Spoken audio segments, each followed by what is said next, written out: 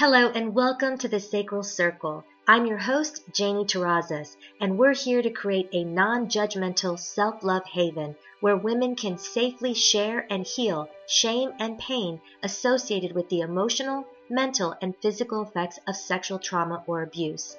Our goal is to deliver inspirational support, words of comfort, and empowering healing advice. Hello, everyone. I want to thank our listeners for joining us today on the Sacral Circle, the self-love haven where we leave judgment at the door. And today I'm really grateful to have this wonderful woman on the show. Her name is Victoria Moran. She is a clinical psychologist presently working on her doctoral internship at Stanford University. She is a spiritual advisor, a true light worker at heart. Trauma is something she's personally dealt with and is something that she works on with other individuals to help them heal. She's a mother and a wife and a poet. And and I would imagine your poetry, we'll get into that here in just a second, was also part of your healing because the arts really do help us in that. Thank you so much for being with us today and it's a pleasure to be here. Yes, I always am very grateful when other women, give us their time and their energy to share their story and be courageous enough and also to give that guidance and inspiration because as trauma, we call ourselves trauma survivors, but really I feel like there's a layer beyond surviving the trauma, which is getting into that thriving space. And so that's something that you're helping women do. And I think it's really beautiful. So again, thank you. So tell us a little bit about yourself and your story. So as you mentioned, I'm currently finishing the last leg of my doctoral program by doing an internship at Stanford. I do now embrace being a trauma thriver. I've crossed over from survivor to thriver now. Love and it. That really, the last leg of my healing has really been involved in me talking about it and sharing with others and being present and both fortunate and unfortunate because of the trauma that I have experienced in my life. I'm able to not turn away from trauma when I experience it in other people. And so that's been really important for me, the ability not to turn away, and the not to turn away for other people has helped me keep that gaze of healing towards myself. Beautiful. That's so true. And as someone who also helps individuals, get past their pain and their sorrow and burdens and trauma, I can relate to that wholeheartedly because there's like a reciprocal healing. So each time we share a piece of our story, especially that particular life experience, it opens up the space. It gives them permission. It gives them permission, right, to kind of like share their own and sit with it because that's what's really going on. A lot of us tend to suppress, deny, ignore, and oftentimes, I know maybe you can kind of talk a little bit about this, how and why oftentimes we completely don't even remember it at all. And so I don't know if that happened with you, but tell us a little bit about that and how it impacted you, if you were aware or you had to, if it came forward in another way. Yeah.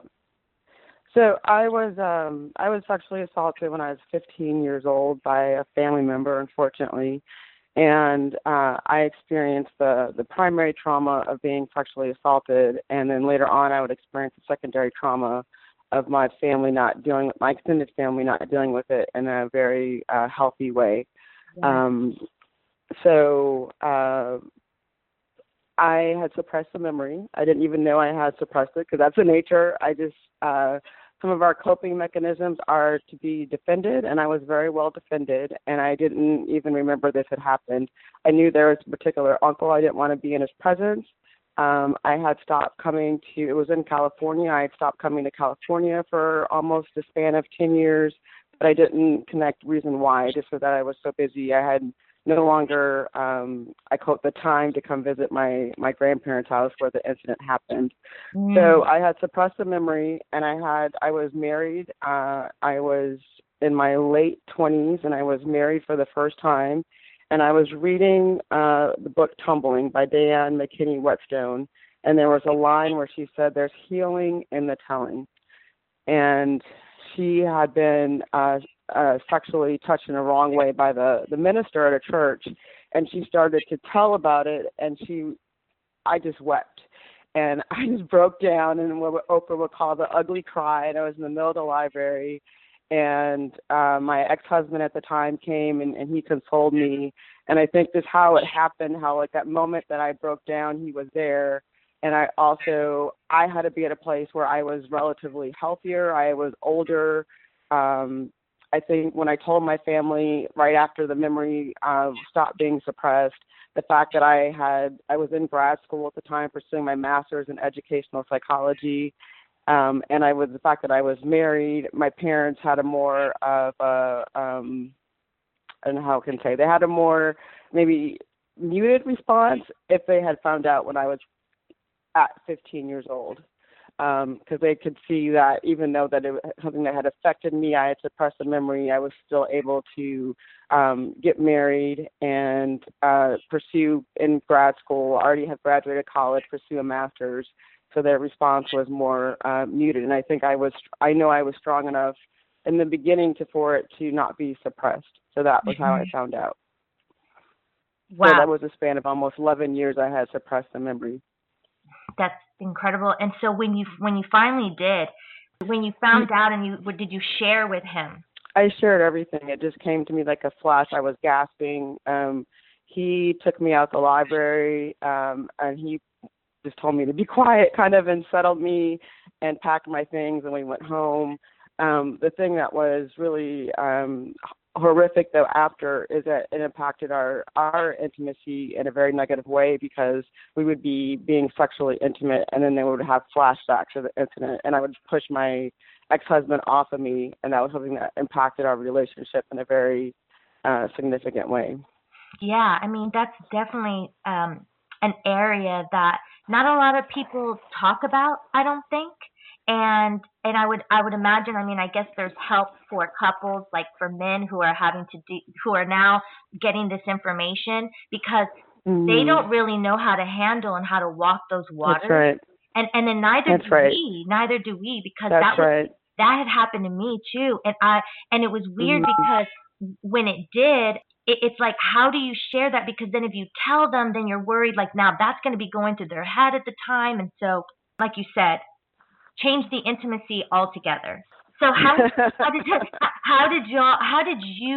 were you able to deal with that? Did you deal with that just personally through your own way, or did you guys get help with that, or was it really the demise of the partnership? It was one of the reasons that was the demise of the partnership, and I hate to say, but that I've talked to other sexual assault survivors, and that's been something that's been a repeated pattern. Either a suppression of sexuality altogether, or sometimes where the healthy expression of sexuality is fine, and then there'll be a moment where there'll be a flashback, and of course that is very disruptive to the relationship. And so you have someone that you are expressing your love to intimately, everything is going well, and then you have a flashback, and your person that you are with, your partner who you are in love with, now takes the face of your perpetrator, and it's a really horrific thing. And it's really hard for someone who has had no part in your assault, your sexual assault, to be then getting the blame somewhat, and against your will. You don't even know this is going to happen over you if you have a flashback. So it can be really devastating to a relationship. Yes. So I guess once all this sort of started coming to, and then now it's like impacting your relationship, at what point did you start to really dig deep into the healing part of it? Because there's the first aspect is the awareness, and then there's acceptance, right, and healing and all of this. So what was your first form of healing that you leaned on? I used to go running. I love going running when the sun is rising. Something about it literally being a new day. And I love it when the sky is changing from dark to light. And it's I would think of it as a metaphor of the sun rising in my own life. And I would run, and then I would do these sprints in the middle of a run, and then I would run, and sometimes I would come in after running 4 miles, and I'd run again. And so physically, I didn't know the term body work at the time, but I was doing the body work by just I was almost like I wanted to become really strong as a runner, and I wanted to become like a warrior, right? Yes, So that's that such was a the great beginning word. of my body work. Yeah. I would journal as well. So the first stages were journaling and running, and then I would do a course of 2.5 years of therapy. Did it take a while for you to find the individual that you felt comfortable with, or did you just get lucky with the first therapist that you went to? I got very lucky with the first therapist that I went to. He at the time was pretty young, and I was young myself. And I remember I told him some joke about my family dynamic, and he was giving me that therapy look, you know. And I said, "Come on!" I said, "This is gonna work. You're gonna have to laugh when it's funny. Like I need the human in you, right? Like you can be Right. the therapist. I know you know all the knowledge, but I need you." I chose someone that was African American. I'm like, I need you to bring in yourself in this room.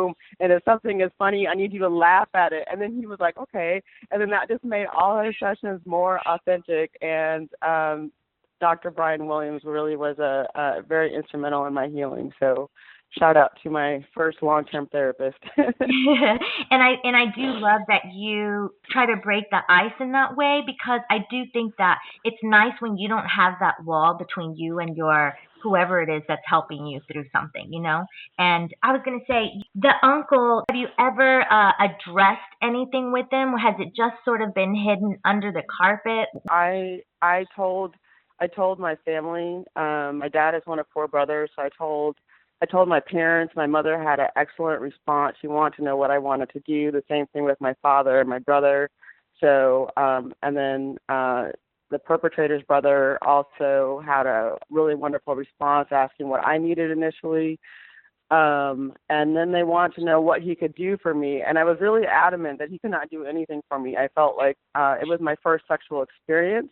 And I really was adamant that it should have happened between someone I love, and it should have happened in my choice. And it shouldn't be, it's really this really poignant legacy that I will have, that my first sexual experience is under assault. And that's taken a really long time to heal from. I am on the other side of it, but it's taken a really long time. So it wasn't until I was in my mid-30s, ironically the same age as I was 15 and he was in his 30s at the time, that I was sexually violated. I confronted him.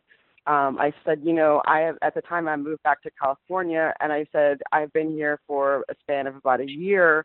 I said, and you've seen me and you make pleasant conversation or attempt to make pleasant conversation, but you have not yet apologized to me.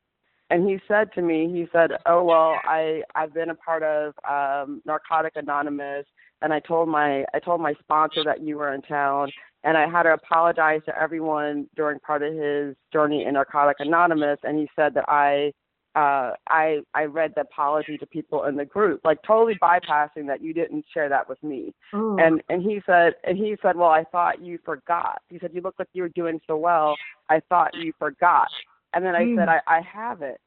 I haven't forgot it. And still there was no apology. But the next question to me knew that I was completely done with him is when he said, well, when will it be over? And I said, it will never be over with you and I, because he wanted to know when we can go back to being friends. I said, we'll never be over. I said, it's like a vase that's been cracked and you cannot go back. Yeah. And I came into my own power, and in me asserting that boundary and calling him on the fact that he never addressed it, never had the courage to address it, still, quote, my elder, older than me, but clearly not having as much maturity as me. And then I felt the fact that I could confront him and I could say what I deserved, which is an apology that he was not able to give me, like still. I knew that I was stronger than him, and in fact, I hate to say it, but I felt like I won. When I say won, I mean, I was really proud of myself, but I hate to use the terminology like it was a competition, but I did feel like I won. I won myself, not necessarily over him, but I won my voice. Yes, you won your voice and your dignity and your respect. Yes. And that's a big one. Me personally, I didn't realize how my trauma had impacted me till I was much older, because I felt like, I wasn't jaded. I just assumed that it affects our sexuality, like from the point where you just don't want it and you're prude. But for me, it was the opposite, so that can kind of get somewhat distorted as well. And so I feel it's really important this part that you spoke of in terms of the perpetrator and trying to get closure. And oftentimes we don't get that sorry and or that apology. And talk a little bit about why it's so important for us to really sort of take back that soul sovereignty. That's how I feel. It's like they almost took a little piece of our soul. We're sort of taking it back. Now, when you say soul sovereignty, you mean like in the confrontation or in the finding your voice? Finding your voice, yes, because I'm sorry, I was kind of talking, I didn't quite finish up what I was saying No, about it's okay. my own personal experience, but that's what happened was like I ended up losing my voice and not realizing moments where, you know, you're put in a position where you want to use your voice, but because of back then, subconsciously, we're an autopilot and we don't. So when we feel those level, like that uncomfortable feeling or that little voice that's like, this isn't right, you kind of don't listen to it. And then you don't want to use the voice. So I feel like you were talking about that soul part of the soul sovereignty is restoring the voice, restoring your spirit. Explain to women in your own words why that is so significant for us, taking us from survivor to thriver. So I felt the last week of my journey and really coming into my voice, and this is part of it today, so thank you for the invitation, is being public. And so speaking in church through my poetry, I gave my first sermon in June of 2016, and I spoke about being raped from the pulpit, something that we don't hear very often, and being on the other side and knowing that you can touch and heal someone, that is when I really found my voice. And something, I do journaling, so journaling has been a consistent process of healing, whether I be running or doing yoga or doing therapy. The journaling has been, and the poetry has been a consistent part of my healing. And recently what came to me is realizing that I can reach down into the metaphorical crib and I can give myself all the things that I need as a child that maybe I was not able to receive. And then even looking at as a rebirth after me talking publicly, that I can still heal myself and console myself and tell myself that I'm okay. And one of the things that I've been doing is I've been developing a mantra. It's a very simple mantra. I say it to myself almost 100 times a day. I say, I love myself for being. I love myself for being. I love myself for being. And when I say that, I think of myself being swaddled and really restoring myself. And I'm not looking externally to a therapist anymore. I'm not looking externally to anything, but understanding that I have the own power myself to do my complete final leg of my healing. Absolutely. And I really love that you mentioned that, because you talk about the word comfort. And interestingly enough, I feel like that's one of our biggest things that we're all lacking, not just those that have dealt with trauma, but a lack of self-love and a lack of nurturing and you know, even just like putting our arms around our own self and hugging. Right. When I'm really sad, when I'm really sad about something, I've done that a few times, and ironically, it's soothing. And I know it sounds weird to kind of like just hold yourself. No, it doesn't. Right? And it's it sounds like you love yourself for being. Yes. You're right. There's just a simple beingness. Like we should just be happy for just our own beingness. And so when we are sad or when we're going through things, like you said, journaling, writing things down, holding that space for your own self and having that mantra on a daily basis. I tell everybody, at the very least, I don't care how busy you are, if you don't have 60 seconds, or 60 seconds or 120 seconds to just breathe. Like I just sit with myself, right? And my breath to me, you know, is like the Holy Spirit, let's say. It's like a cleansing filtration system that in that moment for a minute or two, I can take in this breath and love myself enough to cleanse myself of whatever's causing pain and to just be still with myself, be grateful for who I am. You know, it's just whatever thoughts you need to say that are loving and kind to yourself. Because the rest of the day, you're probably going to beat yourself up a lot of times. And so also, if you have dealt with trauma, that you can like specifically use that time to find the burden and the pain and the angst and the stress or the tension and where it lies in the body. You were talking about body work, and I want to get a little bit more into that. If you can kind of talk about that. I mean, there's the movement of body in general is there's all these health benefits to it, but especially when we have pain within us, and who doesn't, whether you're sexually assaulted or not, right? And so yoga, running, walking, anything to just move that energy through the system. But if you set the intention to move the pain through the body, oftentimes it will come forward. Like we are our own healer and savior. It's beautiful to go outside, and we need guidance. We can't do it alone. This healing journey, you, me, and all these other women that are on the show and people that are listening, you all know we cannot get through this by ourselves. But a lot of the work is done solely within our own stillness in our own space by ourselves. And so talk a little bit about the body, if you can explain to people like how trauma gets trapped intracellularly. Well, in terms of my own healing, I was in a prenatal yoga class. I was trying to get as healthy as I could before the birth of my daughter, who's now 8.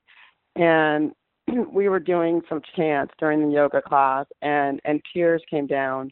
And I saw myself almost like on the shore of an ocean.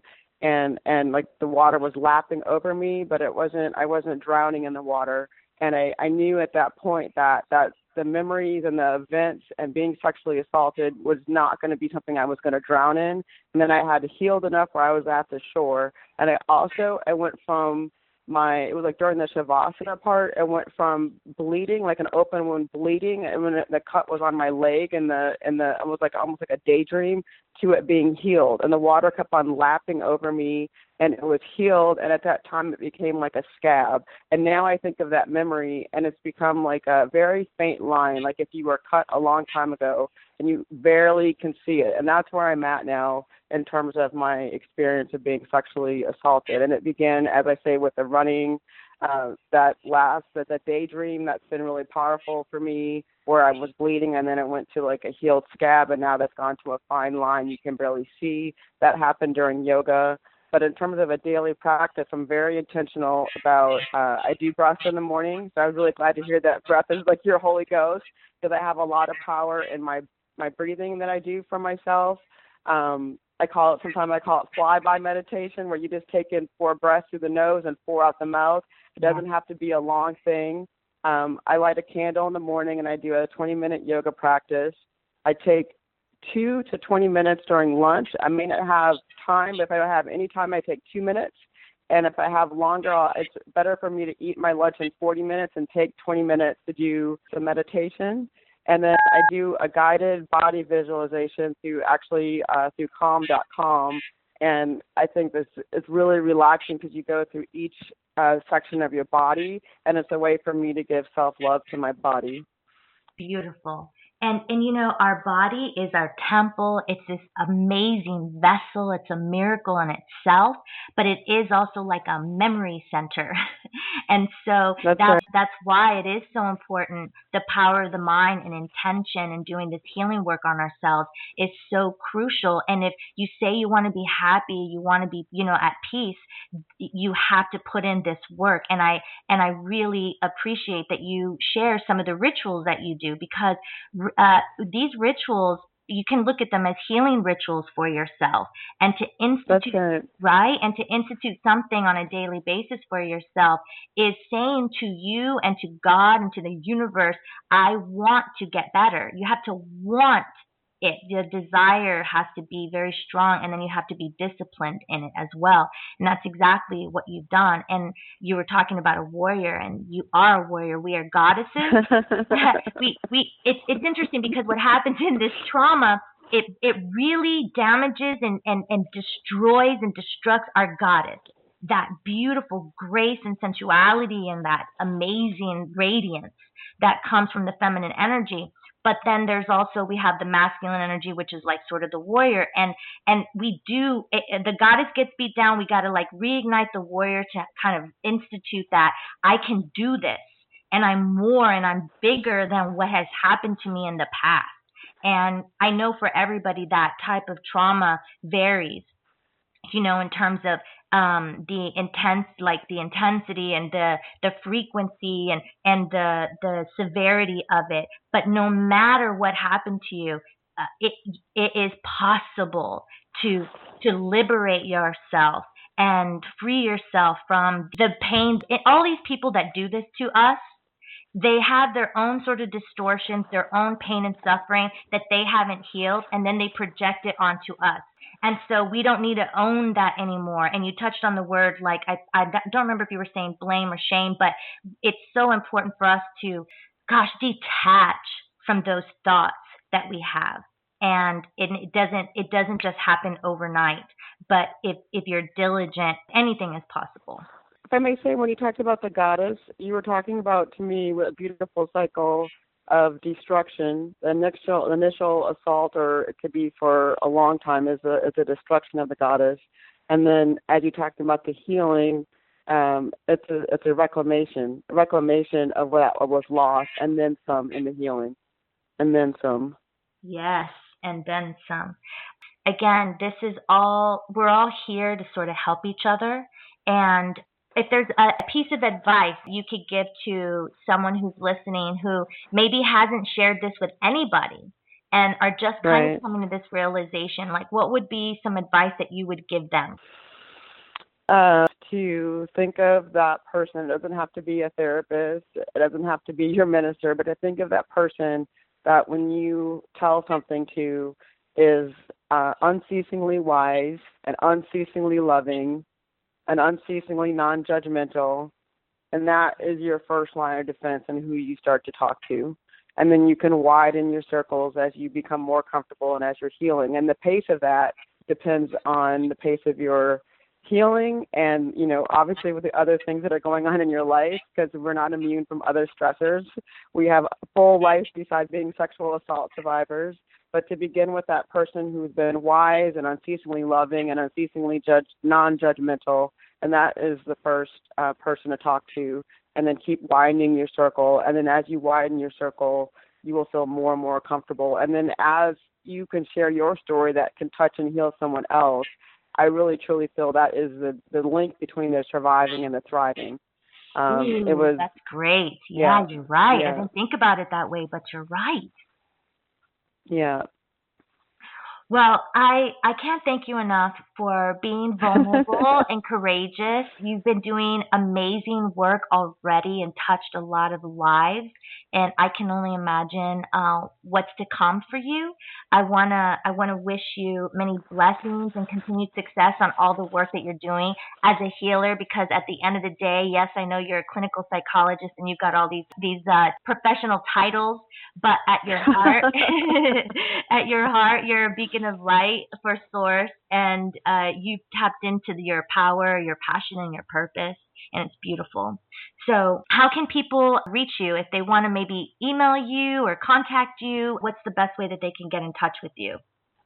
Sure.